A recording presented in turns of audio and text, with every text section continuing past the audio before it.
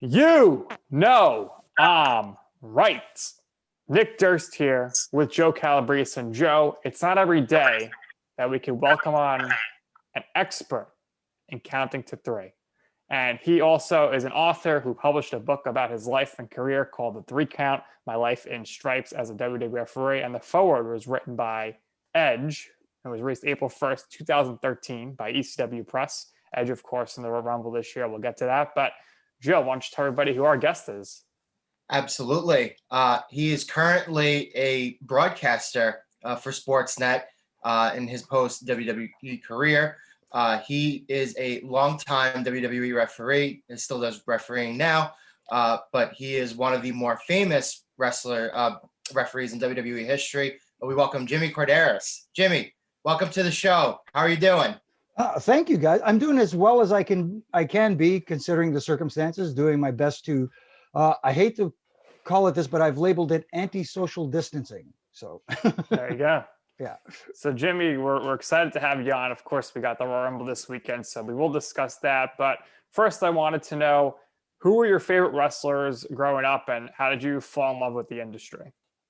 Interesting. See, up here in Canada, especially in Toronto, when I was a youngster, just to give you an example of how old I am, I was around when the Leafs last won the Stanley Cup. So if that tells you anything, but anyways, we were fortunate enough up here before the the territorial war, so to speak, that we got so much wrestling on television. Like obviously, locally it was Maple Leaf Wrestling. The Tunnies were in charge, and they got talent mainly from the Carolinas, from Mid-Atlantic, but they got from AWA, from everybody. But we had so much on television to watch as well. And for some reason, I just gravitated towards wrestling. I enjoyed, at the time, I guess now looking back at it, I guess I was enthralled by the characters and you know what I mean? I bought into the product. I liked the baby faces. I didn't like the heels, that kind of stuff. And when you're young, you're more impressionable. And we had a lot of wrestling up here, and I enjoyed it. My weekends were like between hockey night in Canada on Saturday nights and all kinds of wrestling on television. It was a dream come true for me. So Jimmy, I work for NHL.com, so I have to ask you, do you feel good about the Leafs' chances this year to finally break the drought? I don't know if I feel good. I'm kind of on the fence with that one. Let's be honest. I'm hopeful, like every year since 1967. But I'm to be honest with you, I think it's going to be tough. It really is.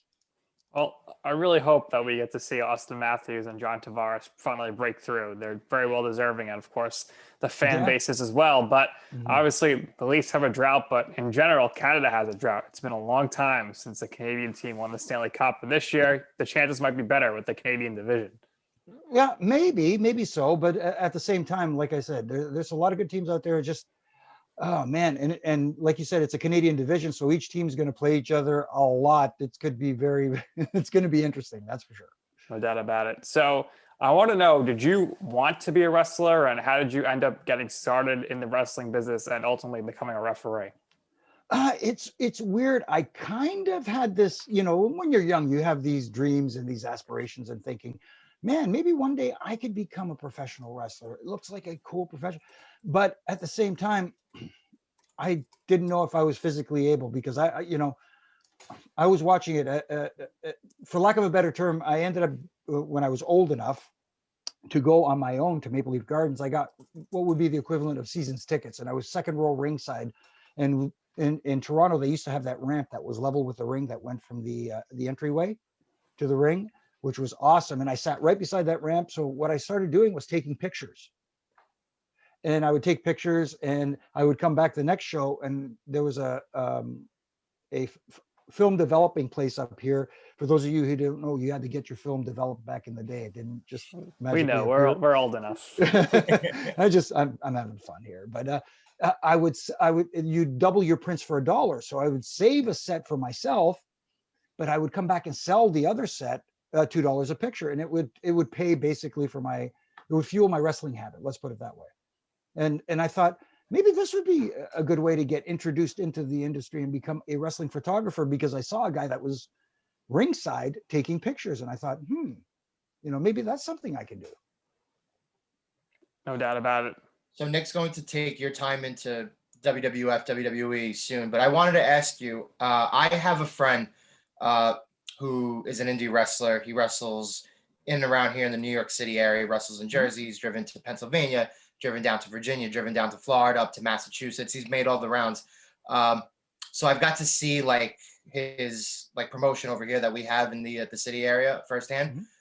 So my question is, obviously times have changed, but for somebody out there who has your line of thinking, who doesn't feel like they could be a pro wrestler, but wants to be in the industry and maybe wants to work as a referee, maybe an interviewer, maybe a broadcaster. So what do you think the best strategy is, and what trajectory do you think is the best for people in that position now? Oh, that's very interesting. Like you said, it is very difficult now because there's so many restrictions now, especially with travel and that sort of thing. So the options are limited for actual in-ring talent. I think the best thing to do is to reach out to others. Like if they feel like refereeing, there you can, you know, I'm not saying it's easier than being a wrestler, but it's difficult in a different way. You know, you have to learn not to be the center of attention, whereas when you're a professional wrestler, you want people to be focused on you and you telling your story. As far as broadcasting goes, that again comes with learning from others and lots of practice, whether it's sitting in front of a computer screen and watching a match and you know, turning off the volume and practicing with someone else and someone who, maybe if you have a friend who's in the industry who can help you out too. But a lot of it is like everything else. You learn from others who have done it. And that's basically my strategy. What I've been doing for my entire career with everything I've done is try to be a sponge and always learn. You never stop learning from those who have done it. So 1985, you ref your first match at the Maple Leaf Gardens. 2 years later, you joined WWF. Who was instrumental there in getting you to WWF, and what was that process like making the move over there? Oh, interesting. Like I said, I used to go take the pictures and I would sell them outside Maple Leaf Gardens. And the fella, his name was Elio Zarlenga. He was the guy who was in charge of the program at Maple Leaf Gardens. It was called Stranglehold, interesting enough. But he also took the pictures at ringside for the program and for the promotion. He caught me outside Maple Leaf Gardens selling the pictures. And he said, hey, how much are these pictures? I said, they're $2 each. He says, well, you can't sell them. And I'm like, what are you, a cop? He said, no. And he explained who he was and stuff like that. And he started explaining all this copyright stuff. And he said, you know what? It's illegal. And I don't want to be a bad guy here, but if you're going to sell these, just move down. Don't do it right in front of the building. Just, I guess, you know, and then I ran into him at an indie show here in Toronto, and we started talking and stuff like that. And he said, how do you feel about maybe becoming a photographer for the promotion? I said, I would love that. He says, I'll go talk to Jack Tunney and see what happens. And then I got a meeting with Jack Tunney, and basically he said, well, we don't need another photographer, but we'll find something for the kid to do. And he hired me on to be like, for lack of a better term, I'm going to call it gopher, but if someone needed to be picked up at the airport and brought to the arena, if someone, you know, and whatever needed to be done, I was the guy that was basically asked to do it. So you ref for over 20 years. What were some of your favorite wrestlers to ref their matches for? Oh my goodness. Where do I start? Where do I begin? There were so many over the years. You mentioned Edge, for example. Kind of cool, you know, me reffing at WrestleMania 6 at the Sky Dome here in Toronto, and him being a fan in the audience, and then getting to referee his match, you know, his main event match at WrestleMania 24 with the Undertaker. Speaking of another guy who's so cool to ref his matches. Man, like I said, where do I get Eddie Guerrero, Owen Hart, all the late great Owen Hart, just so many. I don't know where to end to begin. Roddy Piper was fun and challenging as well. Stone Cold, The Rock. You look at all these great names, and I keep thinking back. And now that you mention it, I'm thinking now, and I'm going, I can't believe I was in the ring with these huge superstars. It's amazing. Was there anybody that was challenging to ref that just didn't get it at times? Oh, challenging to ref. Some of the. Oh man. Did you do any like celebrity angles where celebrities come in, where those things type of harder to ref? Very little of those, because those were whenever the celebrity was brought in, they, Earl Hebner or Timmy White would, the most veteran guys would be assigned to those, because they're more able to handle the situation and be less stressed. Whereas I would, like I was in the ring at the time when Stone Cold and Mike Tyson went face to face, and it was a cool moment. But at the same time, I'm thinking to myself, how do I stay out of the way, but also do what I'm supposed to do? You know what I mean? Not be a distraction, that kind of stuff. But that kind of stuff was mostly left. The one thing I get called out for a lot, though, is when Drew Carey entered the Royal Rumble and he offered all that money to Kane and it got slapped out of his hand. It's sitting there right in front of me. You can see me down in the corner, kind of scooping up all the cash. I did give it back. What are some of your quality and politeness, right? Hey, I knew there were cameras all over the place. They must have got me scooping up all the cash, so I had to give it back. It's like kind of like what? Well, when Devon was brother Devon, he was going in the crowd getting money and he was keeping it. So, why not? Hey, if they're giving it up, what the heck? Right. So, what's your favorite type of match to ref? Is it a regular match, triple threat, tag team, or gimmick matches with stipulations and whatnot? No, I like straight up wrestling matches. That they're the ones that tell the story. I mean, like obviously other matches with stipulations involved, whether it's falls count anywhere, last man standing, whatever it is, those tell different stories and stuff like that. But for me, a traditional wrestling match where two guys get in there, or two girls, or whoever it may be, get in there and have a hell of a match and tell a heck of a story. And, that for me is what I prefer anyways. So you just mentioned that you were in the ring for the Tyson and Austin segment, which is, I mean, quite possibly one of the 5 biggest segments that has ever happened in the history of the company. And so that's got to be so exhilarating to be there for, even though obviously you weren't doing it necessarily, counting the 1, 2, 3. So what are your other favorite moments that you can recall off the top of your head? And what were your favorite matches to ref through the years? Oh my goodness. Again, moments of the year, like I said, getting to referee a main event at WrestleMania. I mean, like, that's incredible. The Undertaker versus Edge, and little backstory there. I wasn't originally scheduled to referee that match, but it was Edge and Undertaker who actually requested me for the match, which made it even more of a blessing for me, but at the same time, more nervous going, okay, they wanted me for this match, so I better not mess this up, kind of thing. But there's so many more. I mean, like getting to be a part of the TLC matches that became so popular. And there was a SummerSlam match, I forget the year, I want to say 2001, I could be wrong, 2001, 2002, Rey Mysterio and Kurt Angle. It just, when everything just feels so right, it's amazing. And man, tons of matches with Eddie when he was going through that lie, cheat, and steal era was just so much fun to just kind of let him do his thing. And again, I was having almost as much fun as he was doing it. Yeah, absolutely. I don't think there are many guys better in the history of the company who really got everybody involved in what they did. Mm-hmm. Whether it was the other people working at ringside, the fans, people in the back, Eddie was really powerful like that. Absolutely. Jimmy, what is your favorite, or was your favorite pay-per-view to officiate? Would it be WrestleMania? And if so, what was your favorite WrestleMania?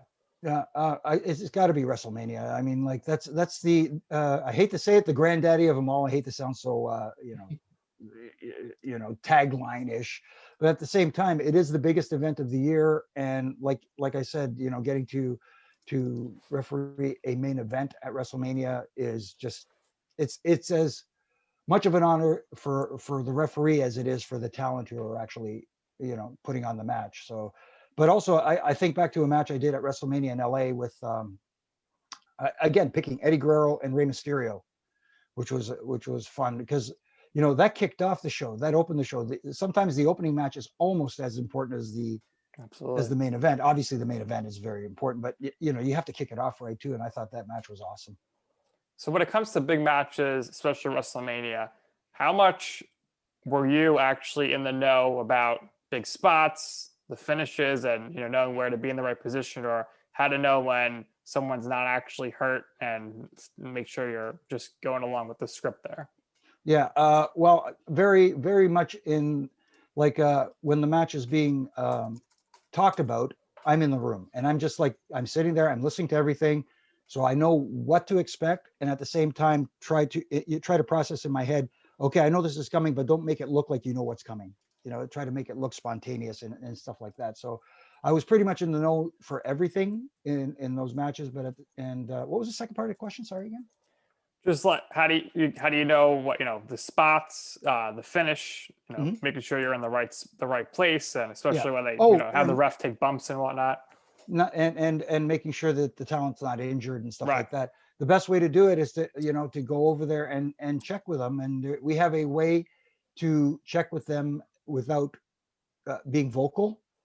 There's a procedure which I don't want to give away because then if I do, Squeeze the then everybody's finger. going to be hey, kayfabe, brother. But you know what I mean? Yeah. Right. So you check and you see, and then it's different nowadays because back in the day we weren't able to communicate back to Gorilla. Now they can. Oh, Which is yeah. So it's a two-way. You could do a two-way conversation. So it's a little bit better now. But yeah, and they would let you know if they were hurt or not. That's a good lead in for my point that I want to follow up Nick with here, which is so obviously there's stuff that happens on the fly, very spontaneous, whether it's somebody getting injured in a match or something. So what percentage of everything that happened when you were in the ring during your job, what percentage would you say was stuff that you kind of needed to improvise on the fly because one of those very rare situations came up? And no, I'm sorry. So go on. No.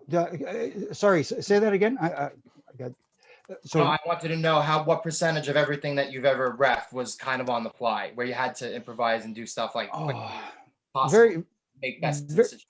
yeah, very tough to put a number on it. Like most of the stuff, I kind of had an idea what was coming up, and a lot of times, a lot of the improvisation in a match didn't lead to injuries, so I was okay with that. And I was fortunate enough not to be in a lot of situations where there were a lot of injuries. So if I had to pick a number, it'd be very low. It'd be very low. do you think Chad Patton had any idea what was going to happen there between Undertaker and Brock Lesnar at WrestleMania? He must have. I mean, like I don't. A big match like that going in there. I haven't spoken to him about it, so I don't know. But my guess would be he'd have to know, or because if he didn't, then Right. man, It's a tough spot there. Yeah. For him. Now, specifically with the Royal Rumble, I want to know, what do you guys, the referees, there's a bunch of you outside of the ring, know about who's going out when? How is every elimination scripted and booked out in order, or is it kind of just like, you go out after this amount of time, and then we get to the final four, and then we really write it out there? No, it's pretty much decided order of entry and order of exit. A lot of stuff is done. Not everything is actually okay. This is how we're going to do it, but the best way to remember is who goes out before you when it's your time to go out. Right. Is the best way to remember. But the order of entering is set, and also the order of elimination. And when it comes down to the final four, then that's when stuff gets cool. Yeah, I think that's it's interesting, and you never know how things are going to happen. Joe asked you about on the fly. Mm-hmm. Would Daniel Puder have broken Kurt Angle's arm if you did not count to 3? Ooh, I would like to say no, but I don't know. I mean, he had it locked in. It was pretty good. And knowing Kurt Angle back then, there was no way he was going to tap, give out, anything like that. He would rather lose his arm than tap her. So again, it was one of those situations where that was something that was on the fly. Right. That happened. I mean, like Kurt went into business for himself and called out whoever wanted to come into the ring and challenge him. And when Puder came in, I looked at Al Snow, and Charles and I both looked at Al Snow, Charles Robinson, and Al kind of gave us that look and went, "What do you want me to do? Kurt's going to do what Kurt's going to do." And then they were tussling around, and he got him into that Kimura or key lock. Is that what it's called? Kimura lock. Yeah. Kimura lock. Yeah. And not being well versed in MMA. I knew that it was a submission hold, but at the same time, I just thought to myself, the first thing that came to my head was, how do we end this? And then when they went down to the ground, it was like, okay, I'm just counting. Just and yes, people say he lifted his shoulder or whatever, but I was counting regardless, anyways. And thinking back on it, I said to Charles afterwards, I said, well, it was kind of an amateur match anyways. I could have just counted one. But Sure. yeah, but I think there would have been a lot of damage done if it was allowed to continue any further. Yeah, and that ultimately led to him winning the $1 Million Tough Enough. We all know the big star from that show, of course, is The Miz, who is still around there. And but was Angle annoyed or heated at Pewter, or was he just annoyed at the host segment in general? And was there heat on Daniel afterwards?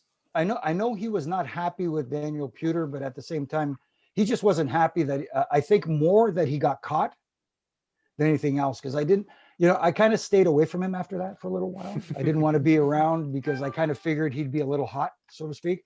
So I don't know. All I know is when I got to the back,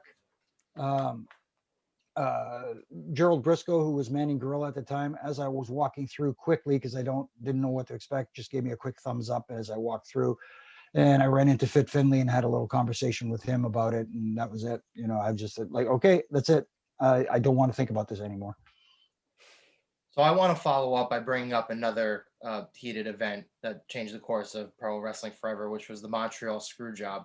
Now, we've heard the stories from all angles from their perspectives, but for the people that were working backstage, like the other referees, other agents who were there, what was the feeling like backstage, seeing what had transpired in the ring? And then obviously you had the incident where Brett spit at Vince. He went mad afterwards. Nobody really knew what was going on. Everybody got Sean out of the building very, very quickly, so nobody had an inkling of what was really happening. What was it like living through that? It was surreal. I didn't see. I'd never experienced anything like this before in my life. And you talk about the old school days where people got screwed over and stuff like that.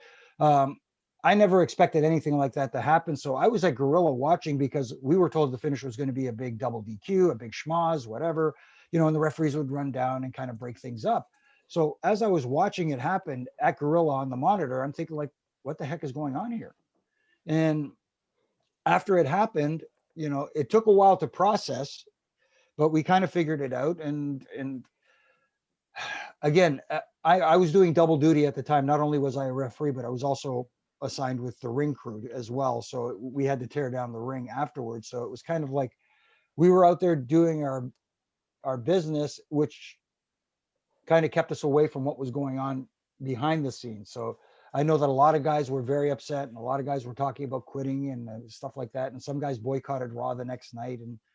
And I guess cooler heads prevailed, for lack of a better term. But it was a tough, not only night, it was a tough few days because we did Raw the next night and we taped SmackDown, and it was a tough couple of days, man. Certainly could imagine the intensity there. Now, I wanted to ask you about when we have surprise returns or a surprise partner there. I'm assuming, all the parties involved in the match know, like, I'll use the Hardys returning at WrestleMania, for example. Like, they had to have known they were going to be in the match. But how do you, as a ref, go about proceeding and getting ready for that? Because they're hiding at a trailer all day. How are you speaking with them to know, like, what to expect? It's like anything else. You kind of you go to them, even though they're hiding. You go to them. You find out if they need anything. Is there anything that you need to be aware of that they're going to do and stuff like that? So the only difference is they're not actually there with everybody else. It's like they're kind of like you said, hidden on their own. But you go to them and find out what you need to know from them. Interesting. Do you think we'll ever see another referee strike angle? We know you were right in the center of that. You got taken out. The rest were not happy. Yeah. I don't know. It'd be kind of cool to see it happen again. I don't know. Again, interesting story on how I became the one that did not follow the other guys that go on strike was this angle occurred on the 2 weeks I was away on my honeymoon. I just got married, and when I got back, I found out about this because obviously you're not going to watch wrestling on your honeymoon or you wouldn't be married too long. But anyway, so when I got back, Hunter joked to me. He said, "Hey, Corduroy," he used to call me Corduroy, was his nickname. "Welcome back. Hope you had fun on your honeymoon. Too bad you guys are on strike now and you're not getting paid. Ha ha ha." So I just looked at him and just said, as a joke, I said, "Yeah, I know, but I can't afford to go on strike. I just got married." And he started laughing and he went, "Oh, wait a minute." And then he disappeared. And then I guess he went and talked to somebody. And next thing you knew, I was the only regular referee who became a scab, so to speak. Across the line. I will let you know, Jimmy, I got married in 2019. I did go to Hawaii, and I was watching Raw and SmackDown on my computer. But it was 6-hour time difference, so I was able to get away with it. It wasn't like, all right, I can't go to dinner, I got to watch Raw. It was like 2:00 in the afternoon, or I'd watch it later on delay. So wife was not happy about it, though. You are correct. So she was not happy. Who would you consider to be the greatest referee of all time? Wow. See, that one's a tough one. The greatest of all time, I couldn't pick just one, but I will tell you the first referee that got me, interested in referees and got me noticing referees was Tommy Young. Tommy Young was one of those ones that,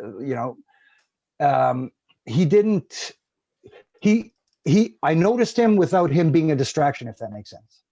Yep. But you look through the years, there are some great referees. I mean, like, look, you have obviously the Hebners, you have Timmy White, you have the Kyotos, you have the Charles Robinson, so many. But the one that got me interested in refereeing, actually, because who actually made me think, hey, maybe this would be cool, is Tommy Young. So we all know that Charles Robinson was Ric Flair's guy, his referee. Mm-hmm. Were you anybody's guy where they were like, if I'm having a big match, I want to make sure I got Jimmy in there with me? If I was, nobody told me about it. But I don't know. Like I said earlier, just being requested for that main event match at WrestleMania with Edge and Undertaker, man, that's the biggest honor anyone could ever have, in my opinion. No doubt about it. So let's transition here to kind of present day here. Obviously, everyone knows, you're doing the Aftermath television program for The Score. You previously did Right After Wrestling on SiriusXM. We got to give praise here to Art O'Kal, because he really has made a tremendous impact on the industry, not only with this show, but without him, there's no Talking Smack, there's no Raw Talk, there's no WWE Backstage, and who knows, we might have never seen Renee Young become as big as she did. So what can you say about the brainchild that is Arda? Arda's just he's a great mind for the promotion of wrestling / sports entertainment, whatever label you want to put on it. He has some great ideas. It's just there's so many of them. It's like you can't do them all, so you have to kind of filter through everything. And getting to work with him, that's like I said before, you learn from others. I learned so much from Arda that it's incredible. And the one thing I learned is never stop thinking of something new or expanding on something that's currently going on. And that's the one thing I'm trying to do currently with the Aftermath brand up here, to continue his legacy by trying to expand the what we do. So when Arda approaches you to join him with Right After Wrestling on Sirius, then ultimately he says, hey, come on over to The Score. We're going to do this Aftermath show. Right. What were you thinking at that point in time? Because obviously you kind of retired from the in-ring role and probably were having some uncertainty as to your future in wrestling. Yeah, it was interesting because like I met him at an indie show here, and we got talking because he recognized me, and I recognized him from The Score as well. So we talked, and there was, I don't want to say there was an immediate connection because people might take that the wrong way, but we got along. It was like and we started talking, and he thought that it'd be a good idea for me to come on the show. And like I said, it was a learning process. It was a learning curve, and having him there made me so much more comfortable transitioning into that role that I basically owe my current status to his helping at the beginning. So Nick just mentioned Renee Young. Mhm. Obviously, her personality is entirely infectious. You know, the presence absolutely flows through the screen. When you got to be around her, did you know how big of a star she was going to eventually be? I didn't know it, but I felt that she could be because, like you said, she had that personality, and it's genuine. You know what I mean? You could tell sometimes when it's not genuine. With Renee, it's genuine. She's always upbeat, and she works hard to learn because, yeah, I can't say for sure how much of a wrestling fan she was growing up, but if she wasn't, boy, she took to it and learned a lot. And again, going back to what I say, you learn about what you're going to talk about. And she was awesome. She has a great personality, and I think it was WWE was a good fit for her. And whatever she decides to do going forward, whoever's lucky enough to land her, awesome. Yeah, she's going to have a lot of people come calling now that she's not Mhm. with WWE anymore. So I also wanted to ask you, did you have any reservations transitioning into the world of broadcasting and doing digital media stuff? Because most people will remember you for being the referee, and Mhm. you guys aren't really super vocal or anything. So did anything cross your mind like, maybe I shouldn't do this? Or did you feel like, this is something different and you would decide to give it a shot? No, that's exactly what I thought. I thought this is a different avenue for me to take. Like you said, nobody really listens and hears the referees, but this was going to be something different. And I have a bad habit. You ask anybody who I've ever worked with, and my wife, that I'm my own worst critic. I always feel like I could do better, and that's what I put into this. Like uh, like uh, like I said, talking about wrestling is a lot different than actually doing it, and expressing your opinions and stuff like that is actually a lot different than thinking in your head, okay, here's what I liked about this match, here's what I didn't like about this match. Now I got to put it into words and project it so that people understand why. And it was a challenge at first, but like I said, the more comfortable you become doing it, and uh, I'm not saying I'm perfect, but at the same time, I'm better than I was when I first started, and I'm happy. So from your time when you started with the company through now, who would you say are some of the better backstage announcers that truly add to the program? Ooh, backstage announcers. See, that one's tough because a lot of the times the backstage stuff, I don't pay attention to the announcers. I pay attention to the talent and stuff like that. But I think they're okay. I think that just sometimes I think they're overproduced a little bit. Yeah. I wish they would just let it feel more natural, let it feel like it's more of a flow as opposed to, like, here's my question sort of thing. Right. So, Same but responses and scary yeah. stuff. But that's why I really always appreciated like when Michael Cole was backstage or coach, because Mhm. when they were doing stuff with The Rock, it actually felt like it was like, kind of just random stuff. And Yep. the comedy stuff for me always works with the backstage. Yeah, especially when you don't know what to expect, like you said, with The Rock and stuff like that. Yeah, no doubt about it. So Jimmy, Yeah. of course, we got Royal Rumble this Mhm. Sunday. Got the men's Rumble, the women's Rumble. Of course, we have some big matches up and down the card. So first here, I wanted to get your thoughts on what you think we're going to see here in the Universal title match. Of course, Mhm. Goldberg is back, and every time he's come back to challenge somebody for a title, he's won. And you also have the Miz in play here, and Drew's coming off coronavirus. How do you see this match playing out in this angle? And would the winner of this match impact who you think is going to win the men's Royal Rumble? Um, Definitely will. I mean, to be honest with you, you can kind of make an argument for either guy winning the match, but I would prefer not seeing Drew lose the title here because off of last year's WrestleMania with no audience, him beating Brock Lesnar, I think this would be a step backwards for him because he already lost the title to Randy Orton before getting it back. So I would like to see him go into WrestleMania as the champion to face whoever either comes out of the Royal Rumble or maybe even a returning, you never know, returning Brock Lesnar coming to get what, Yes. and We got to see Brock versus Roman with Brock as a face. I think that would be great because that would be interesting. he's coming back for Heyman. And you know what? I knew you were there when Lesnar came up. and was an absolute beast. But he does not get enough credit for how funny he was when he went solo and was face, and then when he was doing all this stuff with Eddie Guerrero. I mean, just look back when he won Money in the Bank a few years ago. He's jamming out like a boombox. The crowd eats that stuff up. Amazing. Yeah, very underrated in that regard. But sometimes when you look like a badass, you have to act like one. But right, it just shows his range. He's able to do it. So who do you think is going to win the Royal Rumble? Oh man, see, right now, if you're talking betting, the chalk or the favorite right now is Daniel Bryan. Right. And I can see that happening because there seems to be a lot of emphasis being placed on the fact that the one thing he hasn't accomplished in the WWE is win a Royal Rumble match. So I could see him and maybe an AJ Styles. AJ would deserve it, I think. I mean, he's if anyone wants to get in the Rumble, they got to go through AJ first.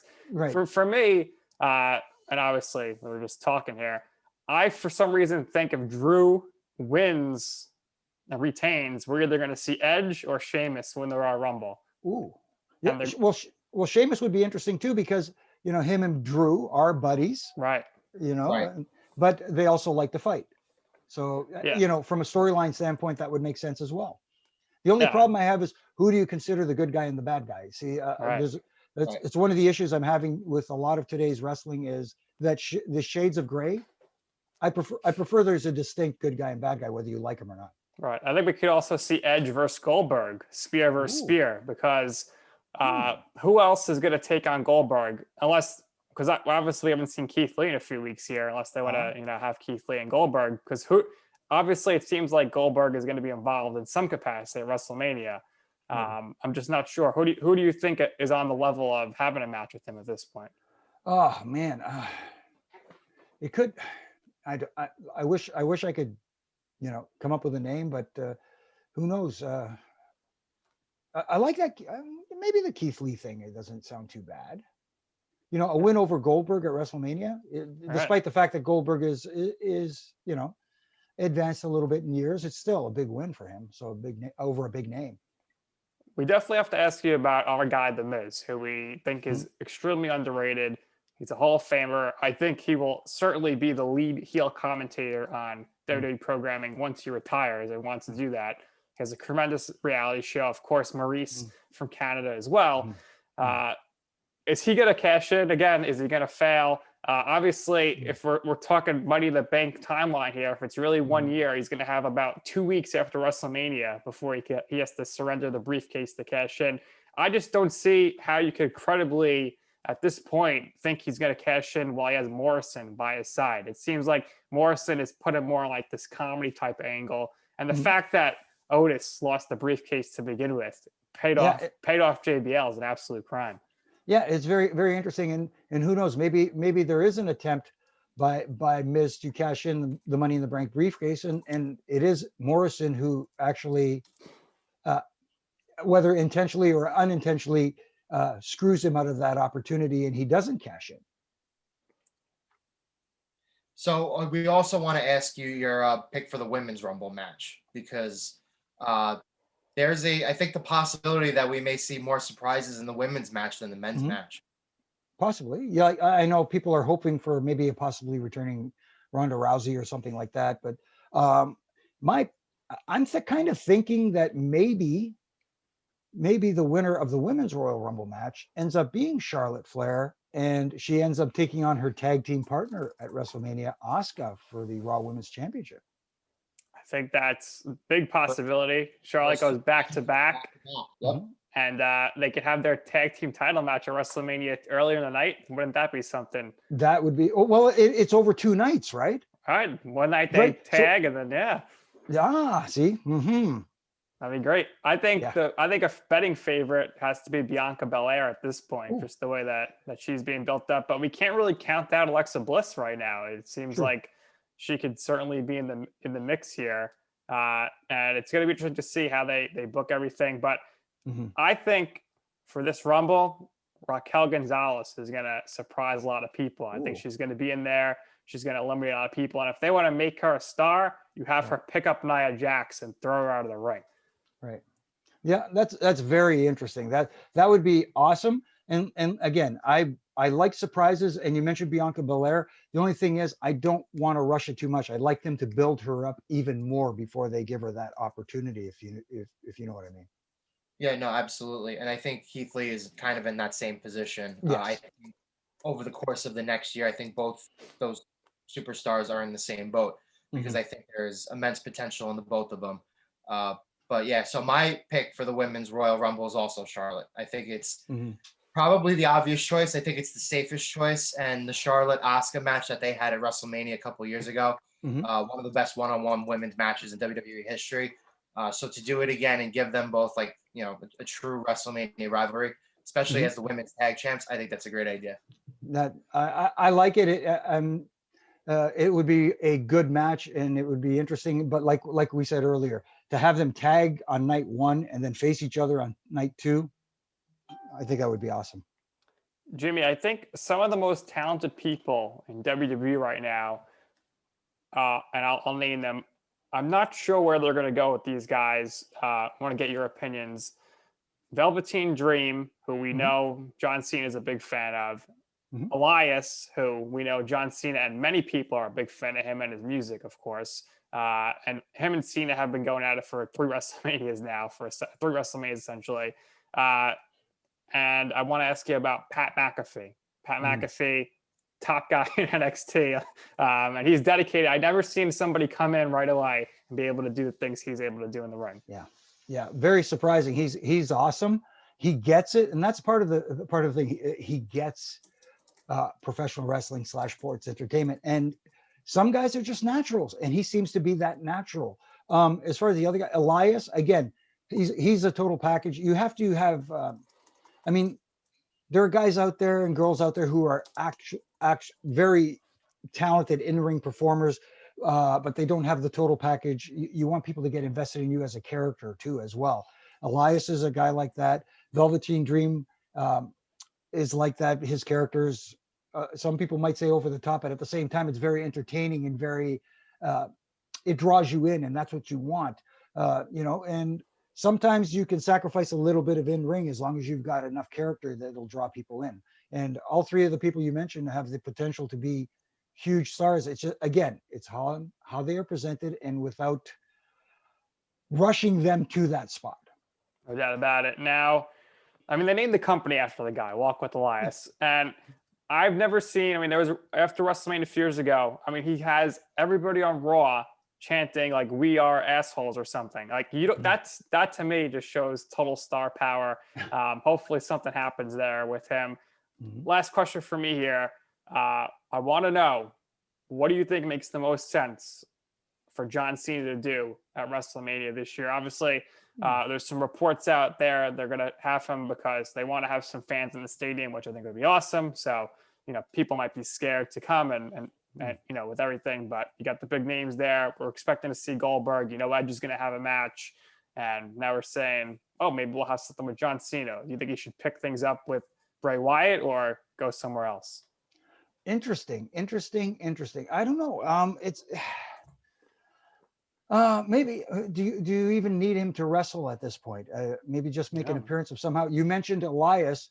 You can have John Cena do a wrap off versus a sing off. There we go. And have that kind of thing with a little bit of physicality where John doesn't have to actually get into a match, because right Right. now he's in that other career and he's trying to establish. So maybe something along those lines would work. And then Yeah, because it's interesting, and I always thought we needed to get an Elias and rock concert, hopefully one day. But now we got to wonder, how does Cena come back? Because every time somebody faces the Fiend, they turn the other way. So it'd be interesting to see what kind of metamorphosis Cena has, if any. But I do think if he's going to beat an Angle, it's got to be with Elias again. I mean, it's his go-to guy for WrestleMania.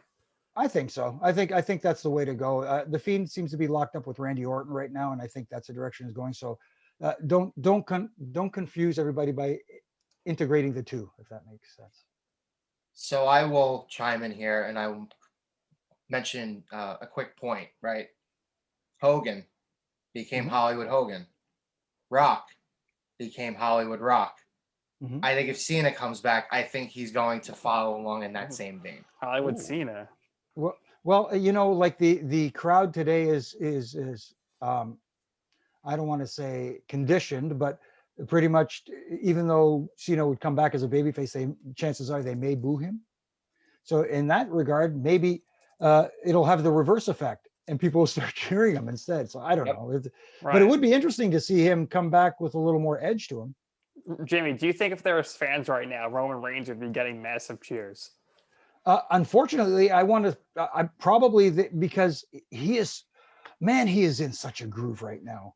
Like years ago, fans would say, "I want to see this guy get his butt kicked." Nowadays, people are too tuned into, "Oh my goodness, he's playing his role so terrifically." And I wish Right. people wouldn't view it like that. I wish people would just suspend disbelief for a little bit, like we used to back in the day, and just say, "Man, he's such a Right. arrogant sob," kind of thing. I hope he does But continue to he's do awesome. something. I hope he continues to do something with Apollo Crews, because Crews, I think, is one of the most talented guys in the ring. And if you Mhm. maybe put him as one of Reigns' assassins or whatnot, and Right, obviously when both Usos are healthy, they'll both be there. But right. I think Roman could just continue to build out and help guys, just like the way anytime the Miz is with somebody, he elevates them Mhm. to the next level. With the B Squad and Right. Sandow, and of course Alex Riley, A-Rye, who hold his briefcase. Mm. So Reigns could do the same for a guy like Apollo Crews. Oh, absolutely. The sky's the limit for Roman Reigns because, like I said, he has found something now. He's again, Captain Cliche here, firing on all cylinders, hitting home runs both in and out of the ring, on the mic. He's just he is Mhm. he is in a zone. So Nick is a huge fan of Elias, and obviously I'm a huge fan of Elias too. Mhm. But there one guy who I believe you give him the ball, he's going to run with it, and then he's going to go to the stratosphere if you give him the opportunity. I think is Big E. Mhm. So he's one guy who's always mentioned backstage. I know it has come out the reports that Daniel Bryan is somebody who's a huge advocate of Big E and believes he can be a big star. Mhm. Um, so not to put you on the spot, but is there one guy right now in WWE, could be a guy who's being used prominently, but who's not at that like superstar type of level, or could be maybe some guy who's kind of floating around the mid card right now, maybe somebody in NXT. Is there one person who you see on WWE TV who you get that overwhelming feeling like if this person was pushed to the top, this guy would ultimately make Vince a lot of money? Well, I think you mentioned him. I think Big E can be that guy. Again, you just don't want to rush it too fast. I mean, I think the potential is there to have him be a guy you can build the company around. He's very personable. He's good in the ring. He's got everything going for him. It's just, again, you don't want to rush it. You want to build it. Take your time with it instead of, uh, you don't want to risk that, hey, they're shoving him down our throat now because they see it in him kind of thing. Right. Yeah. And I also wanted to ask you, uh, how much easier is it having your producers in your ear now than it is having Vince or somebody else right next to Vince in your I, ear? well, I'll tell you this.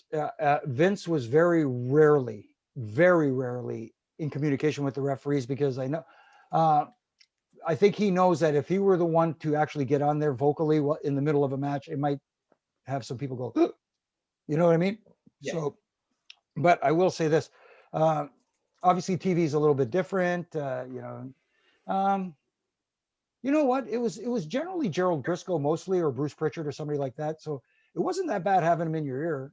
It's just every once in a while when they wanted to have a little fun with you, that was you start thinking to yourself, is he serious? Playing Yeah. little rib. No, totally understand. And this was a lot of fun too, Jimmy. Thank you for coming on and doing this. We really, really appreciate it. It's the first time we've had somebody, well, the second time we've had somebody from WWE on with us. We had Scott Stanford on, Oh, but this is the first time we've had somebody who was consistently working in the ring. Our goal in the future is to hopefully maybe be able to pry some wrestler, either current wrestler or former wrestler, and have them on the show. We've considered Ryback, other names we've considered, but mhm. thank you again for coming on. Such interesting perspective. We have last. So what we do here is we always give our guests the last words. Oh. So if there's anything you would like to share or promote, go ahead. The floor is all yours. Thanks again for doing this with us, and we hope Oh. you and the rest of your family and friends stay safe during the pandemic. Oh, thank you so much, Nick and Joe, for having me on. I very much appreciate it. I really enjoyed this chat. And if you want to follow me on my social media platforms, obviously Twitter at Jimmy Korderas, on Instagram at Real Jimmy Korderas, and also have a former WWE referee, Jimmy Korderas, on Facebook. Every day, weekday, I do a little thing called a Ref and Rant, which it's a 1-minute video where I have a little bit of fun critiquing something from wrestling, and that's what it's meant to be, a little bit of fun. And of course, up in Canada, but now across anywhere, because the Sportsnet YouTube channel, you can catch Aftermath with myself, the former Santino Marella, Anthony Corelli, Nug Nargang, and Kevin Mickey, where we do our wins and fails for the week, and we do trivia and stuff like that, and have a lot of fun just talking wrestling. There you have it. Jimmy, thank you so much. We had a blast. Hopefully the next time we speak with you, we're continuing to talk about some great storylines here. Who knows? Maybe we'll end up speaking to you on your show, The Aftermath, at some point. But we thank you so much. That'd be really cool. And we are looking forward to the Rumble this weekend. So thank you very much. So that's going to do it here for this episode of You Know I'm Right. For our very special guest, referee Jimmy Korderas, and for my co-host Joe Calabrese. I'm Nick Durst, and this has been You Know I'm Right.